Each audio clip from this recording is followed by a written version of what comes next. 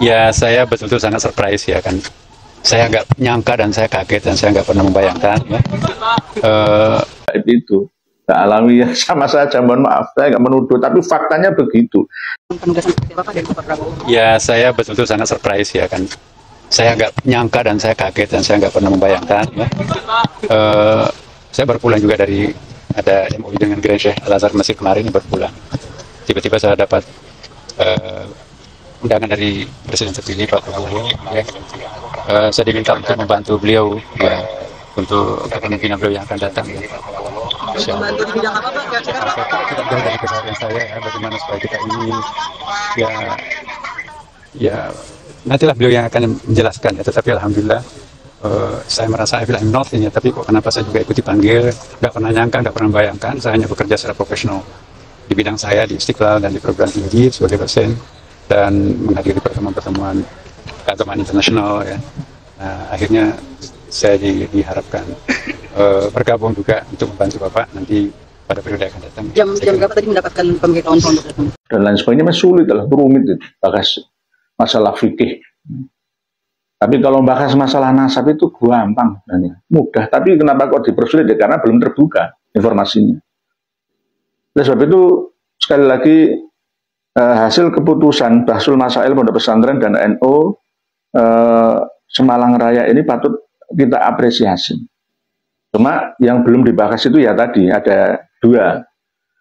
Nah, yang pertama, bolehkah menyatakan pada publik terkait putusnya nasab seseorang padahal telah sudah masyhur bahwa orang tersebut tersambung nasabnya. Pak Alawi, Habib itu sudah masyhur nasabnya, kita kenal nyambung ke Alwi bin Ubaidillah bin Ahmad Al-Muhajir bin Isa Ar-Rumi bin Muhammad An-Naqib bin Ali Al-Uraidi bin Ja'far Shodiq bin Muhammad Bakir bin Ali Zainal Abidin bin Husain bin Ali bin Abi Thalib Awa bin Fatimah Az-Zahra binti Rasulullah Shallallahu Alaihi Wasallam. Sudah masyhur ya. Tetapi kemasyhurannya itu tidak primer datanya, alias sekunder jauh. Nah, ini kan yang dipermasalahkan. Syuhra wal istifadhah itu harusnya sejak primer sampai sekunder. 650 tahun terputus kok masyhur itu bagaimana? Ya kan nggak bisa. Kalau kitab-kitabnya ada, berarti kita kan mau menvonis nasabah atau pakar nasab itu bodoh lah, nggak mengerti, nggak lengkap ilmunya lah. Gitu.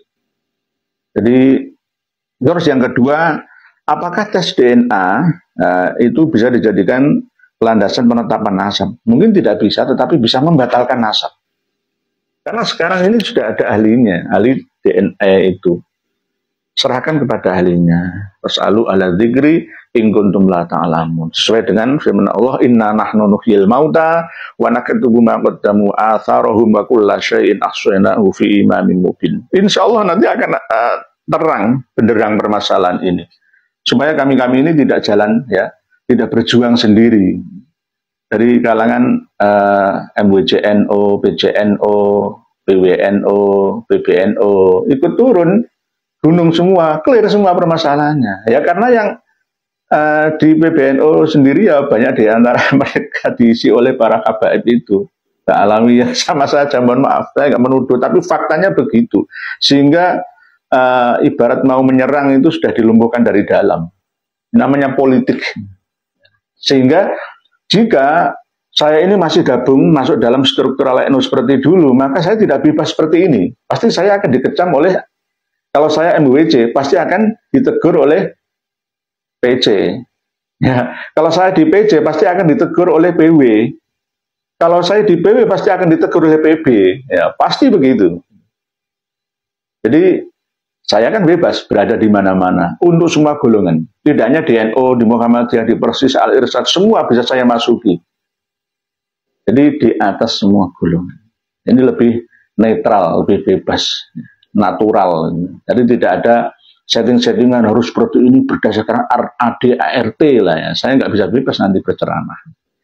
Jadi ini yang masih belum dibahas oleh Pondok Pesantren dan NU Semalang Raya tanggal 23 Agustus kemarin. Ya. Baru 2 hari yang lalu. Mohon seluruh kabupaten yang ada di Indonesia untuk menyelenggarakan Bahsul Masail, mengangkat tema tentang nasab Ba'alawi atau Robito Alawiyah atau Habib Ba'alawi dan non Ba'alawi dari imigran Yaman itu dibahas semua, dan juga tentang DNA itu juga. Kalau masih kita masih ortodok berpegang teguh pada pendapat yang lama, tidak mau mengadopsi pemahaman baru, hal baru yang lebih berguna, ya maka kita akan wah kalau ada DNA itu nggak bisa, itu nggak bisa. Sekarang itu sudah zamannya canggih kok, nggak bisa itu bagaimana? Google itu mau dan mampu menangkap sinyal pikiran panjenengan. Jenengan kalau terus sudah terbiasa membuka channel saya ini, maka YouTube pun akan menampilkan channel ini di beranda panjenengan yang paling depan, ya kan, paling atas. Ya. Nah, begitu juga ketika kita sering mencari di mesin pencarian Google itu, apa yang kita cari itu pun akan nyambung semua ke link, termasuk di Facebook, di Instagram, semua. Bagaimana kita tidak percaya ini sudah benar-benar terjadi? Dan semuanya bisa tanpa kabel, tidak pakai kabel optik, hanya menggunakan elektromagnetik udara sinyal yang ada di sekitar kita, sub-sub atomik digerakkan oleh sel-sel yang tersebar di seluruh alam semesta raya ini, langsung ke handphone kita. Jadi apa yang kita pikirkan, nah, itu dapat dideteksi oleh server. Ya kan? Kita pas posisi di mana, map kita yang aktif settingannya. Oh, kamu berarti pernah berkunjung di sini, ke sini. Semua terdeteksi. Masih nggak percaya? Bagaimana? Sama dengan DNA. Allah menciptakan manusia, dilahirkan kembali manusia itu dari bekas-bekas perbuatannya. Inna nahnu nuhyil mauta, sesungguhnya kami, ya, Allah beserta dengan para malaikat sistem alamiahnya, ya kunnya Allah, itu menghidupkan orang-orang yang sudah mati. Dan menulis apa yang telah mereka kerjakan pada masa lalunya, ketika masih hidup. Dan bekas jejak rekam kehidupannya. Dan semua itu tertulis ya, di dalam buku induk yang nyata, server-server. Sudah ada server. Jangan mau Pilpres 2024 yang akan datang. Bisa ditebak sekarang. Siapa presidennya? Bisa kok. Nggak perlu Pilpresan. Sudah bisa ditebak siapa presidennya. Intinya adalah presiden yang tidak boleh berani melawan Amerika. Itu enak. Pasti itu. Karena apa? Sehebat apapun presiden Indonesia kok berani melawan kebijakan Amerika, pasti jatuh. Sekelas Bung Karno yang idealis seperti itu, berdikari, jatuh. Terus sebab itu, kalau kita mau menggugat Freeport, sia-sia. Nggak dulu si Kerso. Karena apa? Jasa Amerika di Papua itu banyak, sehingga Papua bisa lepas dari Belanda, diserahkan ke Indonesia.